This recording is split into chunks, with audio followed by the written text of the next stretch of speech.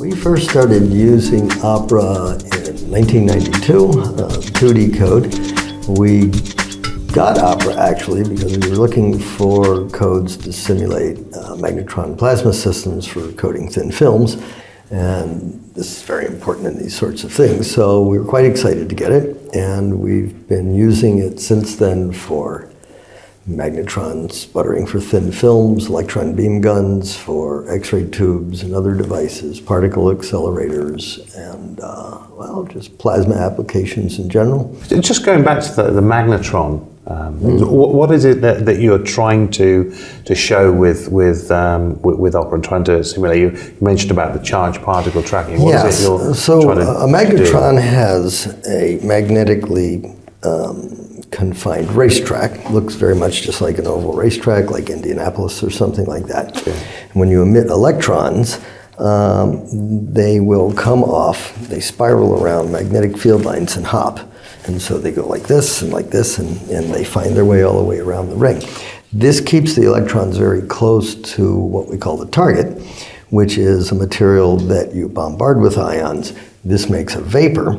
That vapor then can condense on a substrate such as a silicon wafer, flat panel display glass, any number of things. Right, so it's a technique for coating material, effectively. Yes, and the magnetron is a technique for confining the plasma close to the magnetron. That results in much better property films, right, and much more rapidly deposited films. Okay. And without the magnetron, we would not have, I would say, any of the microelectronics we have today, flat panel displays. It was a very critical invention when it came about. And right, I actually worked with the inventor who held the patent when we first started working on this. It was quite interesting. And Opera, you use Opera to track the particles and understand the way the particles work and the beam and the deposition? Yes, well, there's two aspects of using Opera for this. One is the 3D magnetostatics code, which used to be called Tosca. This will simulate the magnetic components in the magnetic field, and it does quite a fantastic job. The materials can be completely nonlinear, they can be anisotropic, and it produces fantastically accurate representation. Once we have that magnetic field, then we use the code 3D space charge, which used to be called Scala, and that will inject electrons and positive ions into the solution along with the electric field. And that in combination with the magnetic field gives you a self-consistent, comprehensive simulation that can include, depending on how long you want to wait for the analysis to finish, a remarkably deep picture of the physics. When it's done right, you get exactly the right answer. The result of this is you can develop a magnetron or an electron beam gun entirely in virtual space with the software. And once it's fit, you can experiment on it, you can optimize the design, you can produce a set of drawings, send them to the shop, they build it, and it actually does work the first time. So you'd say that the reliability of the simulation from Opera is very good?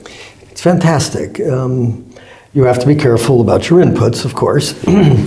It's the old garbage in, garbage out. That's right. Yes, but given that you put proper information into it, you can't beat it. X-ray tubes are another example. If you design an X-ray tube model properly, you will get exactly what the real thing will do the first time.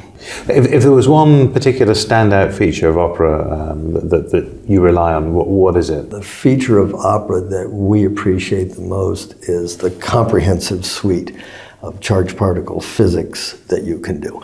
You could emit electrons from a hot wire.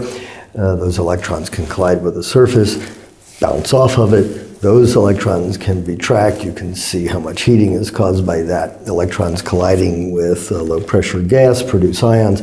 All of these things can be looked at all at the same time, and it's that self-consistency in which everything can be included in one model. You don't patch things together at the end.